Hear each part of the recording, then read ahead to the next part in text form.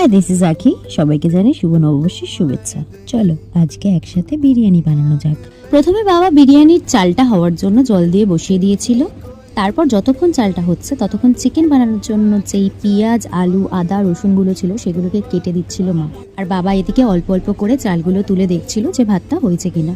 চাল একদম গলানো যাবে না, ঝুরঝুরে করতে হবে। ব্যাস, বিরিয়ানির ভাত রেডি।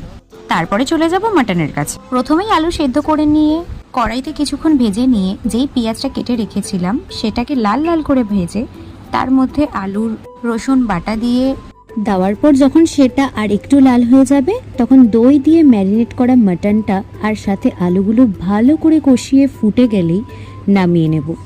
ব্যাস, আমাদের মাটন রেডি। না না, শেষ হয়নি, এখনই তো আসল কাজ। এবার একটা হাঁড়িতে পরিমাণ মতন ঘি দিয়ে তার উপরে অল্প করে ভাত দিয়ে তার মধ্যে বিরিয়ানির মশলা, তার সাথে ঘি, দুধ, চিনি অল্প অল্প করে দিলেই হয়ে গেল আমাদের বাড়ির বানানো বিরিয়ানি। তার সাথে বাবার বানানো দুপুরের লাঞ্চ। আর বাঙালি মানেই তো বিরিয়ানি। বাবার রিয়াকশন দেখে বুঝতেই পারছো সেই টেস্টি হয়েছে।